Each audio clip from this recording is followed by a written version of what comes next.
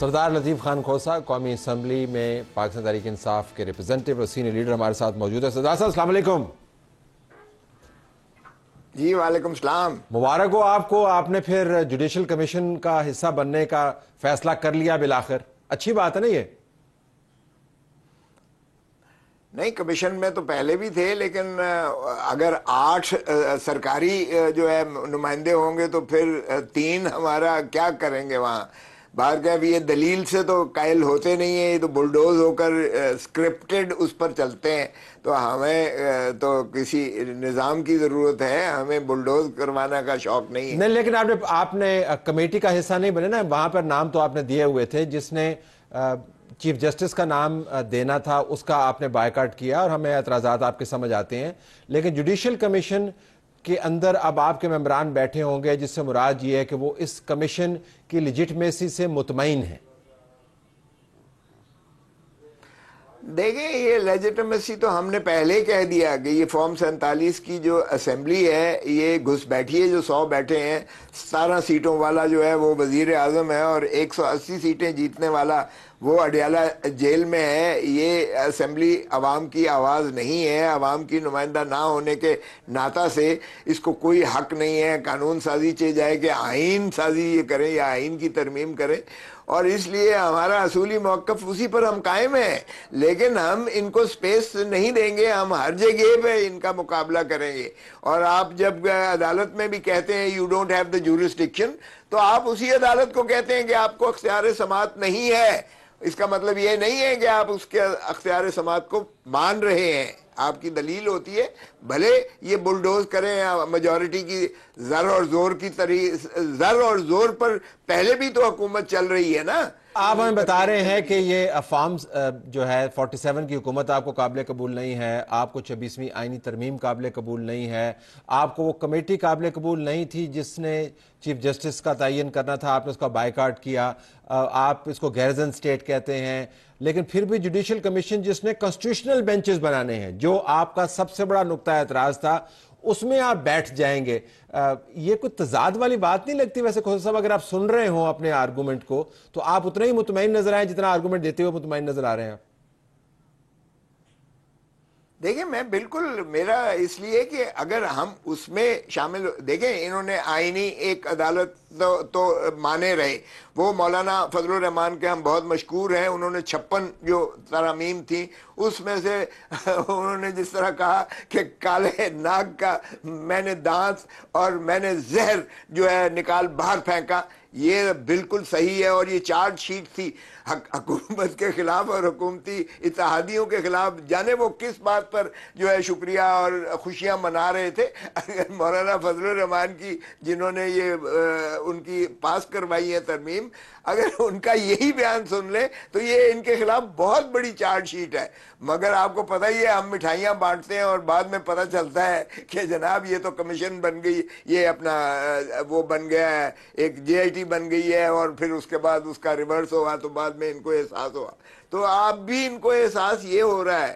لیکن آپ دیکھیں گے کہ یہی ماشاءاللہ یحییٰ آفریدی صاحب جنہوں نے پہلا ہی آرڈر یہ کیا کہ انہوں نے وہ جو پریکٹس اینڈ پروسیجر ایکٹ میں جو متعین تھی 3 ججز کی, وہ انہوں نے بحال کیا. جسٹس منیب اختر صاحب کو بیچ میں ریسٹور کر کے جسٹس امین الدین خان کو جو ہے وہ ان کو باہر کر دیا. تو یہ, اور دوسرا آج جو فل کورٹ بیٹھی ہے, فل کورٹ سپریم کورٹ بیٹھی ہے, یہ بہت خوش آئند عمل ہے. کاش اللہ کرے میں یہ توقع کرتا ہوں کہ یہ فل کورٹ یہ فیصلہ کرے کہ ہم 26ویں ترمیم کو دیکھیں گے کہ کیا یہ آئین کی روح کو مجروح کرتے ہوئے یہ ایگزیکٹو برانچ کو انہوں نے حاوی کر دیا ہے عدلیہ کی اوپر, اور ٹرائیکوٹمی آف پاور کو انہوں نے انہیلیٹ کیا ہے. وہ تو آپ کے دیکھیں جو خواہشوں کی اڑان ہے اس کے اوپر تو کسی کا کوئی کنٹرول نہیں ہے. آپ اس کو بھلے جس طرح مرضی لے جائیں, آپ یہ بھی کہہ دیں کہ وہ آپ کی حکومت بنوا دیں, عمران خان کو باہر لے آئیں اور جو سب کچھ ٹھیک کر دیں, اس کے اوپر تو میں نہیں جا رہا. لیکن آپ نے میرے سوال کا جواب سن لو, میں بالکل یہ نہیں چاہتا, میں صرف چاہتا ہوں انصاف. میں نے کبھی وہ جو ہے غلط بات کو غلطی کہا ہے اور صحیح کو ہمیشہ صحیح کہا ہے. جوڈیشل کمیشن میں بیٹھ کے آپ کے ممبران جو ہیں ظاہر ہے آئینی بینچز کی تشکیل کا حصہ ہوں گے, چاہے اس کے اندر وہ جو مرضی اعتراض اٹھائیں, تو اور آئینی بینچز جو ہیں ان تمام آئینی معاملات کو دیکھیں گے جن آئینی معاملات پر آپ نے تکیہ کیا ہوا کہ یہ درست ہونے چاہیے. تو آپ نے آج سپریم کورٹ کی فل کورٹ کی آپ نے ذکر فرمایا, لیکن 26ویں ترمیم کا جب معاملہ آئے گا تو وہ آئینی بینچ کے سامنے جائے گا نا. وہ اب ظاہر ہے کمیٹی نے تو جو بینچ بنائے ہیں وہ تو عام کیسز کے بنائے ہیں, تو آپ مان گئے نا آخر میں. آپ کیوں نہیں مانتے کہ 26ویں آئینی ترمیم کو آپ مان گئے, جوڈیشل کمیشن کا حصہ بن گئے؟ طلعت کس نے آپ کو کہا ہے؟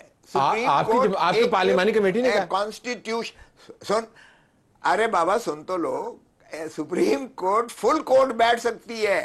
جس طرح دیکھیں کمیٹیاں ہوتی ہیں, اب پارلیمنٹ کی کمیٹی ہے لیکن کمیٹی کی الٹیمیٹ جو ہے اتھارٹی پارلیمنٹ ہوتی ہے. اسی طرح پاکستان بار کونسل, میں 15 سال اس کا ممبر رہا ہوں. کمیٹی کا فیصلے کو فل باڈی جو ہے وہ اوور رول کرتی تھی یا وہ سپریم ہوتی تھی. اب اس میں بھی اگر فل کورٹ بیٹھتی ہے تو پھر پارلیمانی کمیٹی کی کوئی حیثیت نہیں رہتی. یہ آپ کو کس نے کہہ دیا کہ وہ صرف پارلیمانی کمیٹی ہی سنے گی اور وہ فل کورٹ سپریم کورٹ نہیں سن سکتی؟ اور اسی طرح آپ دیکھیں یہ جو اب چل رہی ہے ملٹری کورٹس کی اپیل چل رہی ہے یا وہ جو ریویوز چل رہے ہیں, آپ کا کیا خیال ہے کہ ریویو اگر ہوگی تو وہ 13 ججز سے ہٹ کے نکل کے وہ پارلیمانی کمیٹی میں آ جائے گی, 5 ججز کے پاس آ جائے گی؟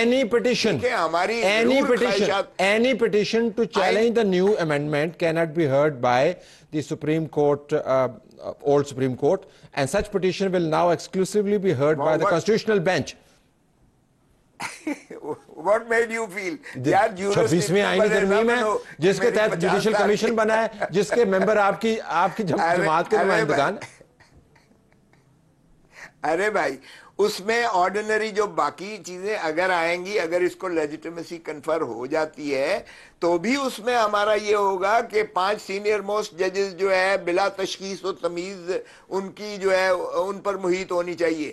دیکھیں بینچز ادروائز ہر کورٹ میں, چاہے ہائی کورٹ ہو چاہے سپریم کورٹ ہو, بینچز ہوتی ہیں. سول بینچز ہوتی ہے, سول کیس سنتی ہے. کرمنل بینچز ہوتی ہیں, کرمنل کیس سنتی ہیں. کارپوریٹ ہوتی ہیں جو کمپنی میٹر سنتے ہیں.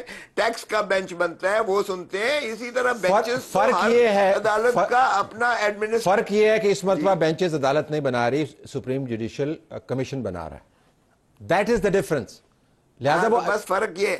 ہاں تو یہ اب دیکھیں نا انڈیا میں یا دنیا ساری میں دیکھیں تو سینئر موسٹ 5 ججز جو ہوتے ہیں یا جتنے بھی ہوں, 5 ہوں 7 ہوں 3 ہوں, سینئر موسٹ ہوتے ہیں. کسی کی جو دل آزاری نہیں ہوتی ہے, کوئی بات نہیں کر سکتا ہے کہ پک اینڈ چوز کیا گیا ہے, نیچے سے اوپر لایا گیا ہے, اوپر سے نیچے کیا گیا ہے. یہ باتیں دیکھیں, یہ آپ کو جتنا آپ اس طرح کی حرکتیں کریں گے اتنا ہی کاؤنٹر پروڈکٹیو ہوگا. طلعت یہ بات ریپلسو ہوگی. آپ کا کیا خیال ہے جو نواز شریف کا اب لندن میں درگت بنی ہے, وہاں گیا ہے, یا قاضی فائز عیسیٰ کی بننے جا رہی ہے, یا یہاں پاکستان میں ایک ڈونٹ کا لینے جاتا ہے تو وہ لعنت بھیجتا ہے. سوشل سینشور ہے عوام کا. آپ اس پریشر کو کیوں نہیں دیکھ رہے؟ صدار صاحب, Why are you not getting out of that state of denial? Why are you State of quoting, denial سے نکلو یار. why are you quoting such lowly examples of harassment and trolling to prove a legal point? مجھے بڑی, This is not harassment. Of course this is. This is social. آپ کو پتہ ہے آپ کیمپین چلاتے ہیں, آپ کیمپین چلاتے ہیں, فنڈڈ کیمپینز ہیں. میں آپ کو پوسٹر دکھا دیتا ہوں, میں آپ کو پوسٹر دکھا دیتا ہوں آپ چلا رہے, نو پوسٹر دکھا دیتا ہوں جو آپ کی پارٹی چلا رہی ہے. لیکن مجھے حیرانی ہوئی ہے کہ آپ, اتنی تابعداری نہ کرو. نہیں, اتنی تابعداری نہ کرو. دیکھیں جو سیاسی تہذیبی معاملات سے, سیاسی تہذیبی معاملات سے اتنی نافرمانی بھی آپ نہ کریں. یہ کل کو آپ پر بھی آ سکتا ہے. تمہاری پروموشن ہو جائے گی تمہاری, اتنی تابعداری نہ کرو. میں کون سا وکیل ہوں, میں نے کون سی پروموشن لینی ہے کھوسا صاحب, میں نے کون سا گورنر بننا ہے, میں نے کون سا گورنر بننا ہے, میں نے کون سی پارٹی چھوڑنی ہے. مجھے نہیں چاہیے پروموشن. لیکن آپ یہ کیوں نہیں مانتے ہیں کہ آپ کی جماعت نے آج فیصلہ کر کے کہ انہوں نے جوڈیشل کمیشن کا حصہ بننا ہے, آئینی بینچز کو انڈورس کیا ہے اور 26ویں آئینی ترمیم کو وہ لیجٹمیسی دی ہے جو آپ کی جماعت کہتی چلی آ رہی تھی کہ ہم نے نہیں دینی. آپ کو کس نے کہا ہے کہ یہ حتمی ہو گیا؟ ابھی ہمارے پاس یہ کور کمیٹی میں آئے گا، اس کے بعد خان کی اپروول ہوگی، یہ ان کی ایک تجویز ہے، آپ ذرا دیکھیں اس کو جو کمیونکے ہے، معاف کیجئے گا، یہ ہمارے پاس الٹیمیٹلی کور کمیٹی میں آنا ہے اور اس کے بعد خان صاحب کے پاس یہ جائے گی سفارش، تب فیصلہ پارٹی کا آپ کہیں کہ پارٹی کا فیصلہ ہوا ہے۔ اچھا چل بالکل آخر میں بتا دیں آپ ذرا تھوڑا سا تجاویز تو آپ کو، ہاں تجاویز تو کافی ساری ہے، آخر میں یہ بتا دیں آپ کیا چاہتے ہیں کہ کون focal person who Imran Khan کا، بشرا بیگم یا علیمہ؟ دونوں میں سے آپ کا ووٹ کس طرف؟ دیکھیں میں تو سمجھتا ہوں کہ چونکہ بشرا بی بی ان کے زیادہ قریب ہیں، لیکن نومبر میں خان خود آ رہا ہے، اس لیے کمیونیکیشن گیپ وہ ختم ہو جائے گا۔ فوکل پرسن مجھے میں نے خان صاحب، نومبر کون سا سال بھی بتا دینا، 2028 ہے 2029 کون سا؟ یہی نومبر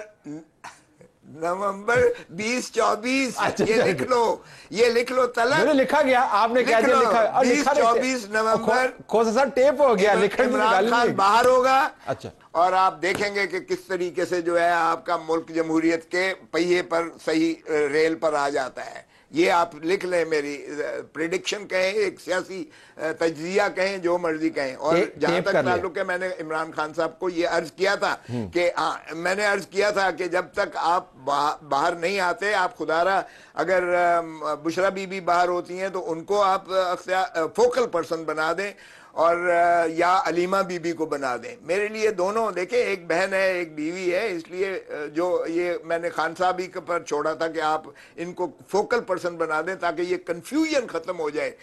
گوہر کچھ کہتا ہے، اپنا جو ہے عمر ایوب کچھ کہتا ہے، اپنا جو ہے اسد کیسر کچھ کہتا ہے، سلمان راجہ اکرم کچھ، تو وہ کنفیوژن ایک جو ہے وہ ختم ہو جائے گی جب ایک فوکل پرسن آپ کے اپنا جو ہے یا بیوی اور یا بہن ہوگی۔ تو میں نے، آپ نے دو کا نام لیا، میں نے دونوں تجویز دی تھیں خان صاحب کو بغیر کسی کو جو ہے سبقت دیے ہوئے۔ یہ خان صاحب کا اپنا فیصلہ ہوگا، لیکن خان صاحب ادروائز نومبر میں باہر آ رہے ہیں اور وہ خود ہی اپنا کریں گے اور وہ کمیونیکیشن گیپ جو ہے وہ ختم ہو جائے گا انشاءاللہ۔ شجر سے امید بہار رکھو۔ صاحب بہت شکریہ، آپ نے ہمیں جوائن کیا۔